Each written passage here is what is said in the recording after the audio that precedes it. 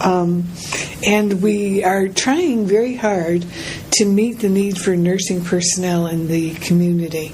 The other thing that's really unique, I think, about our school is that we have a real multicultural student body, and we work hard to keep it multicultural so that it actually matches the client population that's here in Contra Costa County and in the Greater Bay Area. You said meet the need of nursing. Could you expound more on that? Are there not enough nurses out there? There's an incredible shortage. Okay. Yeah, we need more good nurses. Definitely.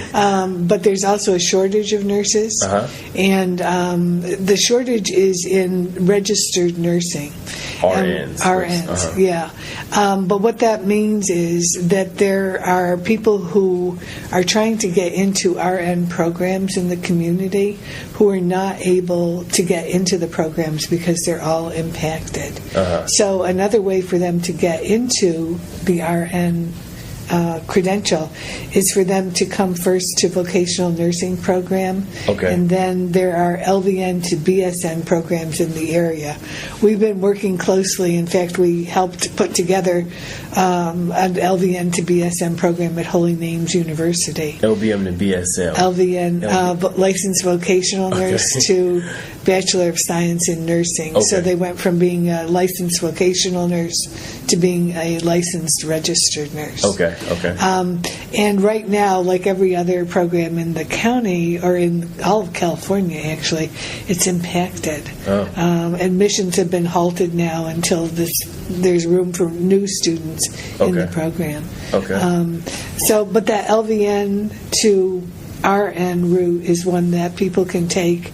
Sometimes it's less expensive for the people to do that because they take their RN prerequisites at community colleges and then go into a different college for the bachelor's degree. The other thing is that once they have their licensed vocational nurse credential, they have a way to support themselves while they go through an RN program. So they can work as they're going through the RN program. Exactly. That's beautiful. Yeah, then it's not just themselves, it's themselves and their families, because the majority of our students are supporting families as well as going to school and working. So what made you want to start this? Did you just wake up one day and say, hey, there's not enough good nurses, so I want to start this business of the American College of Nursing? Well, actually, we've known for a while that we need more nurses, and the other founder of this organization, Dr. Orlin Hirone, and I, Orlin Hirone, she and I worked together at another school, and we're somewhat frustrated because of the things that we wanted to do to teach the students, the technology we wanted to use, and the inability of administration to actually comply with what we thought was going to be, what do you call it? It's like the gold mark for education. The standard? The gold standard. Okay, so yeah. So what we did is we came and we founded this school. So because teaching at that other school taught us that, it taught us that we had some restrictions on how we were going to educate our students. We thought it would be easier to start our own school and be able to do it the way we thought it needed to be done. Definitely. So, if you don't think it's done right, then do it yourself the right way. Right? Yeah. That's beautiful. I like that. So what was the hardest part about getting this going? And maybe a failure or some hoops that you had to jump through. Just somebody who might want to start something similar to what you have here. What advice would you give them to look out for in their journey? Oh, wow. Well, I think one thing that's really important is that you really, if you're going to start a program like this, you really educate yourself on the overseeing bodies in the California structure that you need to get approval or affiliation with, or some kind of permission to operate. Okay. And we've done very well with it because we've had previous experience. But someone coming cold into this may not know all of the organizations that need to actually give approval before you can start functioning as an educational institution in California. We're private post-secondary, and there's a bureau for private post-secondary education. Can you explain that, private post-secondary? So that means? It's a private school, not a public school, and it's post-secondary, so it's after high school. Oh, okay. People come in with either high school credentials or the equivalents. Okay. And so this bureau actually oversees all the schools, makes sure that people are really delivering what they're saying they're going to deliver in their company, and also that they're doing it in an ethical and appropriate manner. Okay. They oversee. And then there's the Board of Vocational Nursing and Psychiatric Technicians, which is one of the California boards through the Department of Consumer Affairs. They also have a protective function, both protecting the students as they go into educational institutions and protecting the consumer in terms of what the school is turning out, the quality of the graduate. That's good. And if you don't know about those two organizations, you might have some trouble coordinating starting a school. Oh, okay. Yeah. That makes sense. So what sets American College of Nursing apart from a similar entity? Is that your competition? What sets you apart? Well, I like to think that, first of all, and this is from people who actually have applied to other schools and then have decided to come to American College of Nursing. Oh, okay. There's a family-like atmosphere, which is unusual to find in some educational institutions. Oh, definitely, yeah. People come and say, I did an interview at so-and-so, and actually I just felt like a number. One instructor who came here from another school, as I was orienting her in our skills lab, which we believe needs to be updated and will be updated soon, was amazed at all the equipment that we had because it was so much more than what she had at the previous school. So I think that we've got, first-class technology. Nice. And the students are pleased with it. The instructors are being oriented constantly to some new kind of technology. Nice. We have 8-hour school days. Okay. And, working 8 hours a day is hard. Going to school 8 hours a day is hard. So pretty much, the mornings are dedicated to not traditional, but fairly traditional means of education. And then the afternoons, we use computer-assisted programs or the clicker programs where the students get instant feedback on the answer to their questions. And we do that in the afternoon, preparing them right from the very beginning for their licensing exam, which is going to be computerized and has a particular format. We put all of our tests into that format, and that's what happens in the afternoon, and it really keeps the students awake. Yeah. That keeps them on their toes. What's your plan for growth over the next year? Well, we've thought about that recently, and we've got some long-term plans that I won't talk about because they're more than a year away.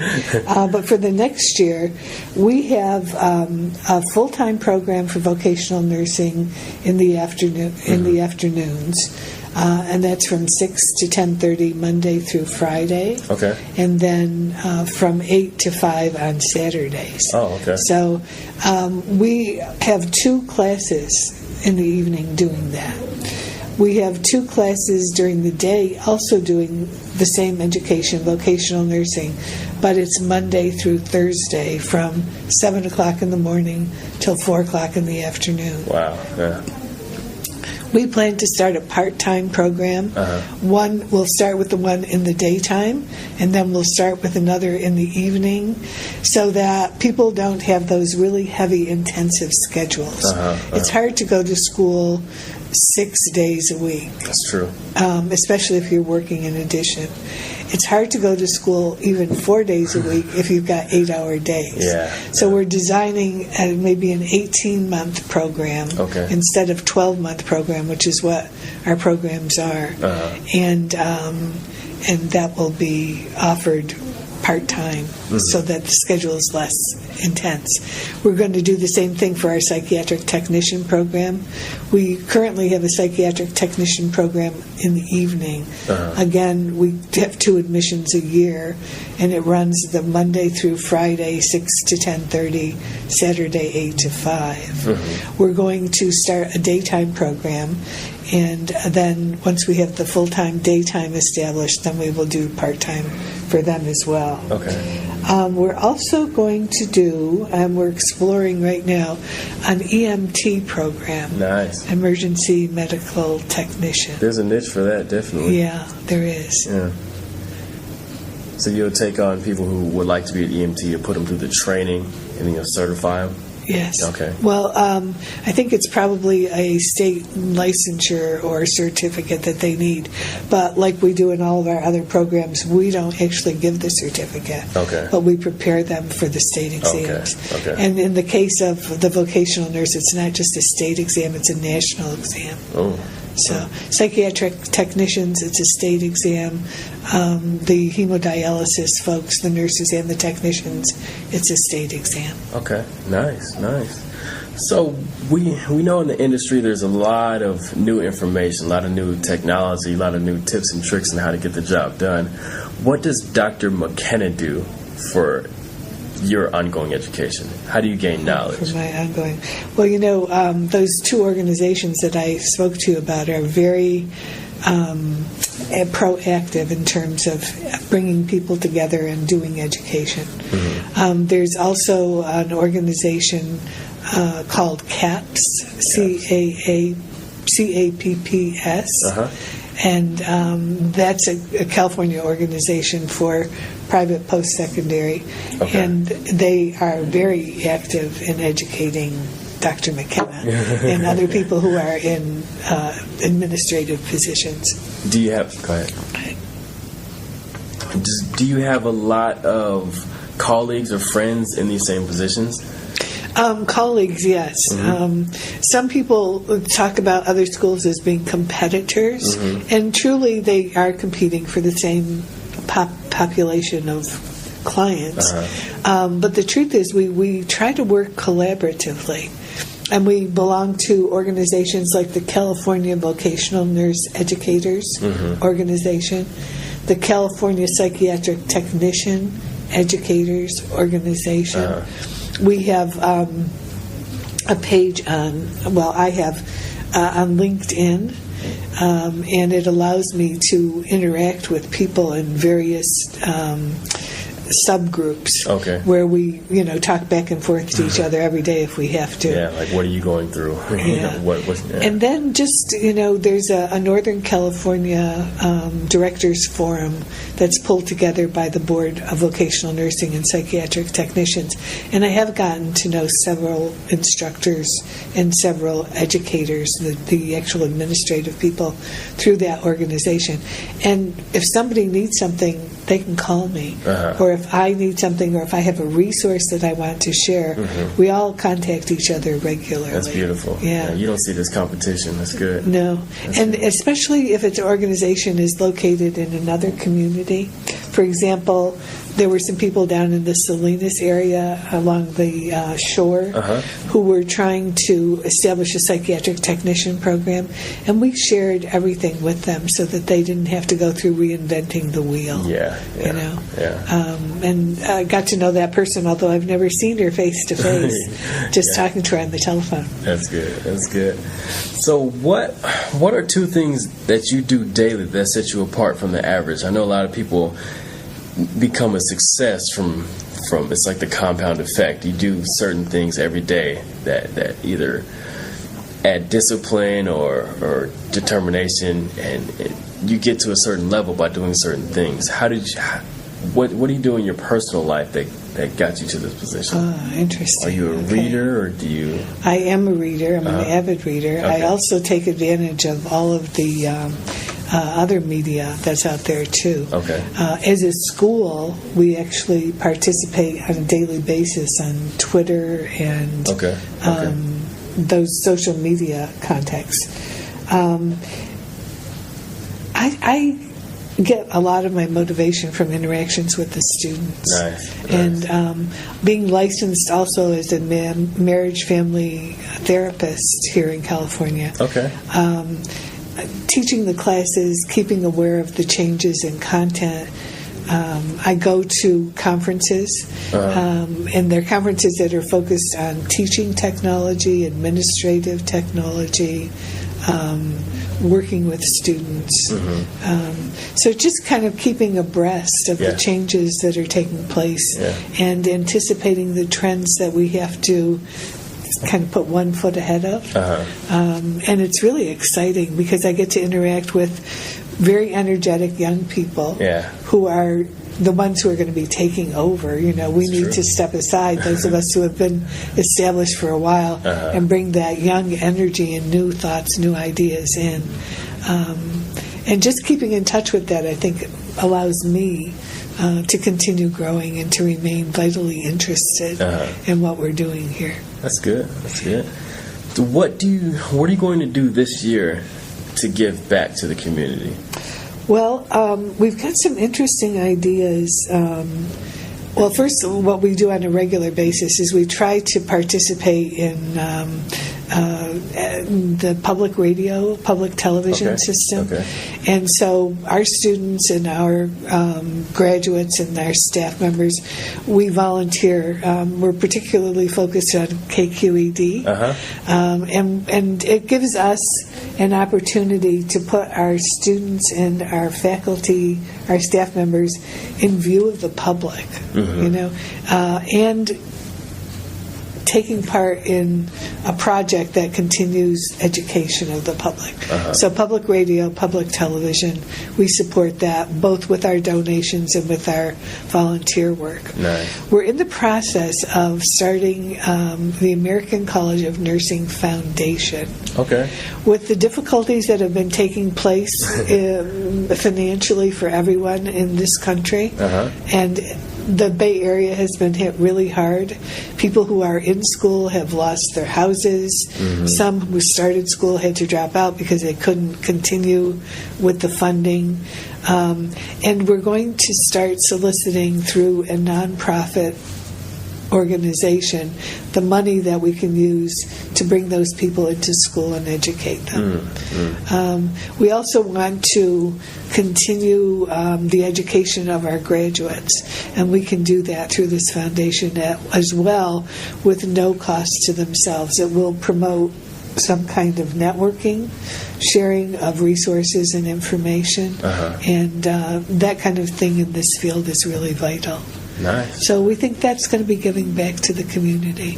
We will also invite people who are responsible for hiring nursing personnel into these activities so that they will, you know, they'll know the product that we're producing and they'll see that we have what they need to provide the quality services to their clients. Is that common in this industry for you to, I guess, have relations with a hospital or a place or a business who needs nurses, that you would say, hey, take a look at a couple of my students, or they scored this way, or does that go on in this industry? It certainly does. And in fact, in our psychiatric technician program, there is a shortage of psych techs right now too. So they call you for those. They call me, and they call me from, say, Napa State. Wow. Please come and bring your students for a tour. And then we bring the students for a tour, which is great for a historical perspective on mental health care in the Bay Area. And all of a sudden we're talking to the nurse recruiter who's handing out applications. Wow, yeah. And this is before students graduate. Wow, so they got it set up. Yeah. Yeah, And it's the whole mental health system. We have relationships with the state hospital at Vacaville, which is associated with the prison there. We have relationships at Stockton. Several of the people who completed the Psych-Tech program, in fact, all but one of them are actually working at Stockton right now, and they hired them shortly after graduation, are giving them 9 months to achieve licensure, and they'll move into permanent positions. Wow. But I get calls every day. I need a caregiver for my demented father who's living at home. We want to try to keep him at home. We don't offer that service, in terms of placing people, but we've got all the information and bulletin boards that we put them on. Beautiful. And keeping aware of what the students' needs are. If there's a student, say, who is having a difficult time with their home situation or a place to live, if we get a call for someone who wants a live-in caretaker and can release that student to come to classes, then it fills everybody's needs. And we'd love to do it. We don't have a formal placement arm. We may have to develop one before too long. It seems like you got the need for it. So, that's nice. So recommend one personal development and one business book for our listeners. We were talking about that earlier, and I have a book that I use and that I think is incredible, although it's old in the sense of it was published a while ago in the 70s, and it's called When I Say No, I Feel Guilty. And I think it actually go a little deeper into that. Yeah, I think it fits both of those categories in the sense that it talks about boundaries. It talks about commitments. It talks about assertive communication and the rights that people have as individuals, the rights to set boundaries. And I think that inability to set boundaries really undermines anything that we do as administrators. And if you just think about yourself, if you overcommit yourself, you can't do a good job on anything. And so I consider that both a business and a personal. Would you say that book resonates with you because you're a nurse? Because we all know nurses help people. They have that heart to help. And a lot of them can just say yes to everything and want to help the whole world, when really they should be a little bit more selfish and say no.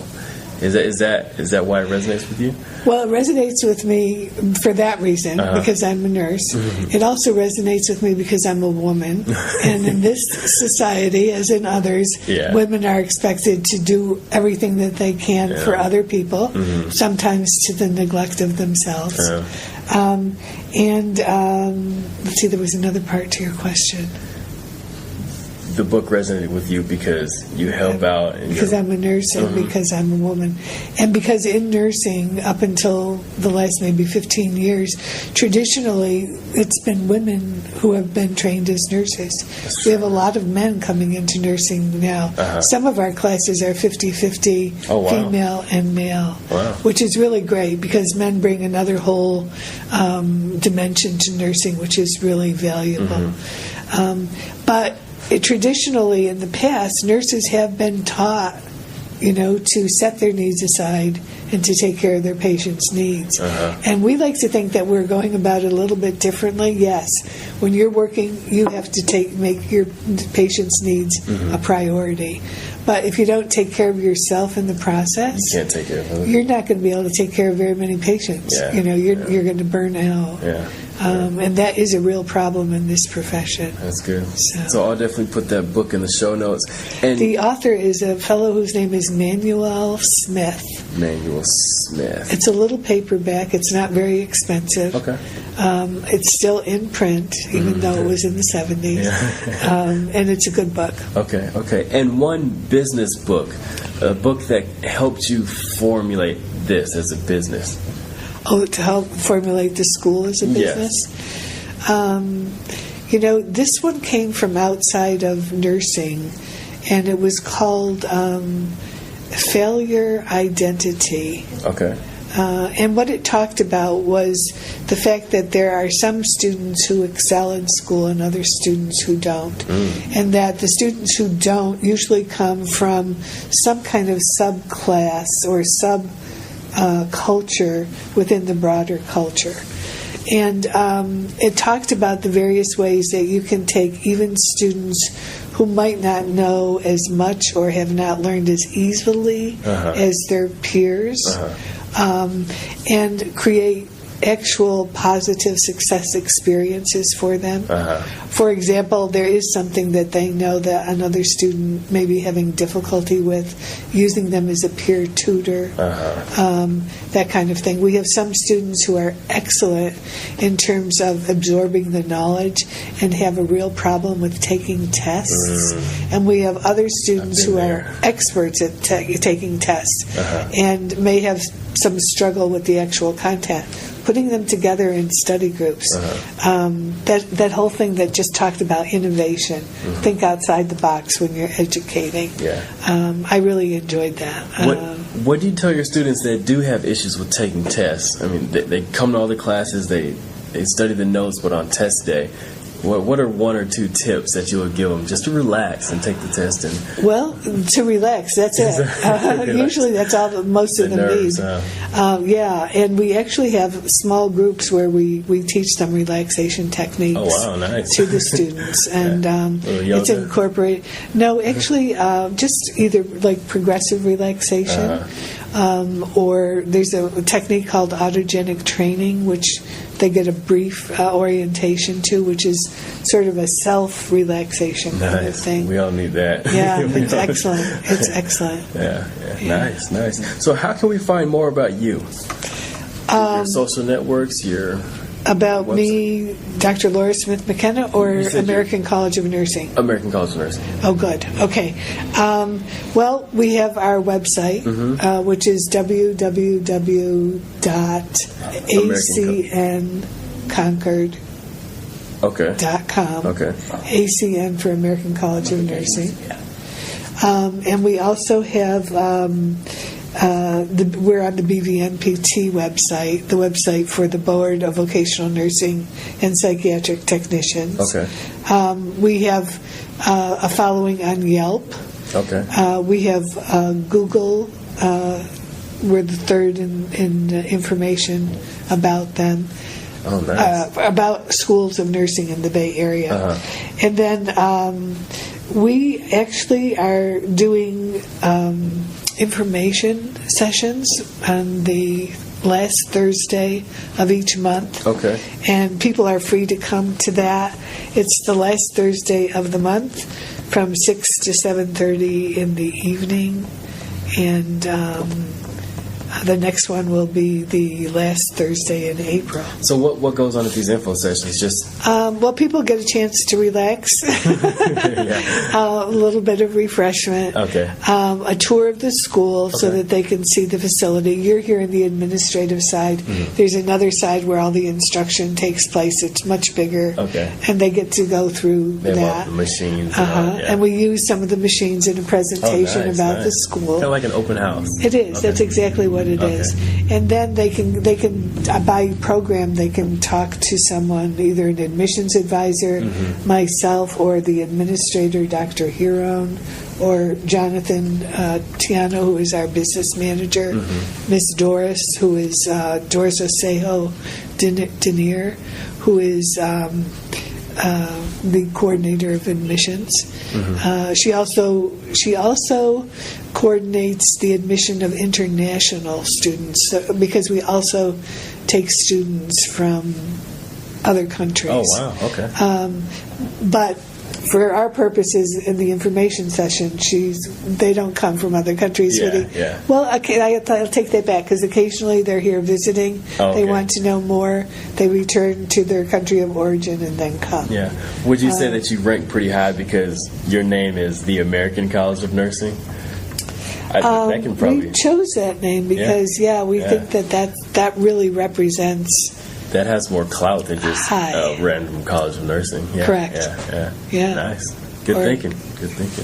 So do you have the Twitter and the Facebook? Do you do all that or no? Yeah, we do. Okay. Jonathan actually is the one who does the Twitter and the Facebook, and we're getting ready to do some blogging, which will, one of us who are nurses will be working with Jonathan on that. Nice. Yeah. All right. So, and this is the last question. It's kind of interesting, so take your time. So, if you had a friend come into town and they were starving, where would you take them to get a meal that best represents the Bay Area? Wow. That is quite a question, because we're the melting pot within the melting pot. Yeah. I think I would take them to this place called the International Marketplace, and it's on the Emeryville-Berkeley border. And what it is it's a huge, almost warehouse-like building. There's a bookstore in there, and then books. And then there's loads and loads of little kiosks representing just about any ethnic cuisine in the Bay Area. Oh, I got to try that out. Yeah, it's incredible. So if what I wanted them to do was to really experience what's here, I think I'd take them there first. Yeah, because it is walk through. Yeah, and the way it's set up, you can get a Filipino hors d'oeuvre and a Thai main dish. Yeah. Baskin Robbins is there for ice cream. No, that's American. And just about anything else: Indian food, Korean food, Japanese, some of the different Middle Eastern groups are represented there. Vegetarian, vegan. People who have, omnivores who eat everything. That's the place I would take them. Okay, yeah. Nice. And I would bet that we would visit it more than once before they left. Can we go back? Yeah. Well, good stuff. Thanks, Dr. Laura. So I just wanted to commend you on what you've done here. I know some nurses, and I know some good nurses. I know that you probably produce the good nurses. Thank you. So I just keep up the good work, and signing out at the Bay Area Business Podcast, and I'll see you at the top.